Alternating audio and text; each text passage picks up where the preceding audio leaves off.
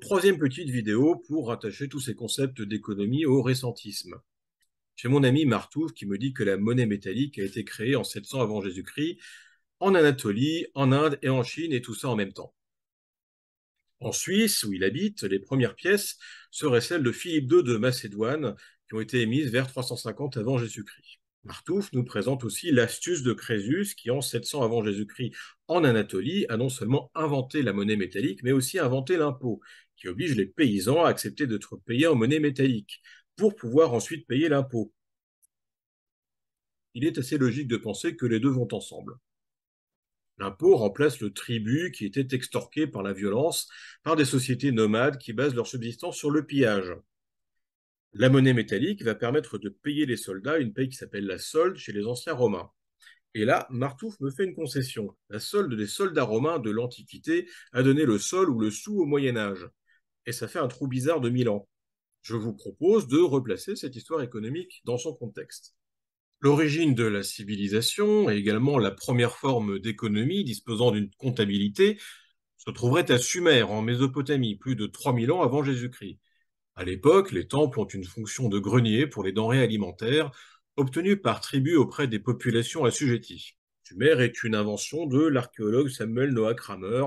Le symbole avec les ailes étendues n'est pas le symbole des Hittites ou des Assyriens ou des Sumériens ou de n'importe quelle société antique que vous pouvez connaître au Moyen-Orient. C'est le symbole d'Israël.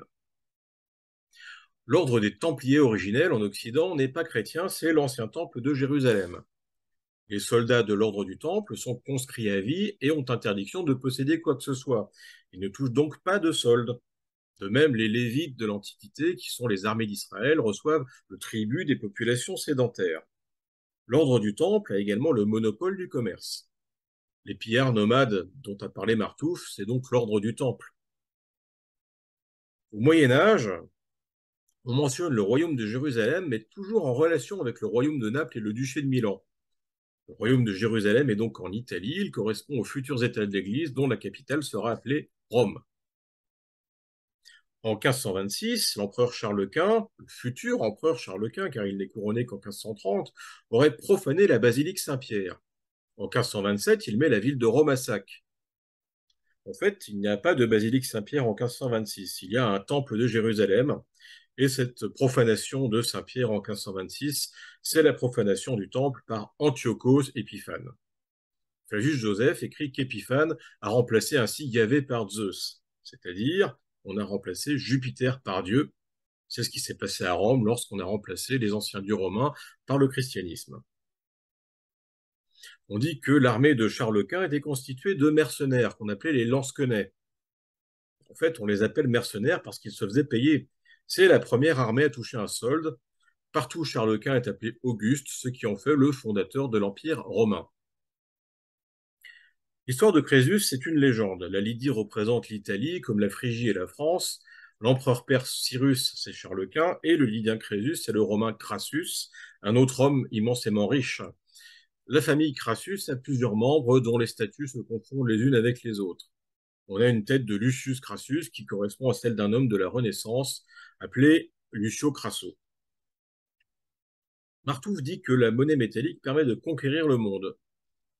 Oui, mais pas vraiment. L'ordre du Temple dirigeait déjà le monde sans monnaie métallique. C'est le taux d'intérêt qui oblige à aller chercher des métaux précieux en Amérique, car ils sont en quantité finie en Europe. Supposément, les catholiques n'acceptent pas le taux d'intérêt, car seul Dieu aurait le droit de créer quelque chose à partir de rien. Les protestants, Calvin et Luther, et les juifs, eux, acceptent le taux d'intérêt. Et ça, c'est une de ces petites manipulations historiques auxquelles on est habitué. C'est l'Église romaine au Concile de Trente qui introduit le taux d'intérêt. C'est le Temple de Jérusalem qui y était opposé. Le courant de la Kabbale chrétienne, avec Giordano Bruno, avec lui les banques de Venise, s'y oppose aussi. Il y a des banques au Vatican aujourd'hui et elles prêtent avec des taux d'intérêt. Il n'y a pas de différence doctrinale de fond entre un catholique traditionnaliste et un calviniste ou un luthérien. Calvin et Luther sont des augustiniens, comme les jansénistes qui sont de bons catholiques romains. Leur pensée est orthodoxe pour le catholicisme romain depuis au moins le Concile Vatican I de 1870. Donc faisons un petit résumé. Les monnaies métalliques et le taux d'intérêt, c'est au XVIe siècle. Les reconnaissances de dettes permanentes Les billets de banque, c'est le XVIIIe siècle, et l'essor du crédit, c'est le XIXe siècle.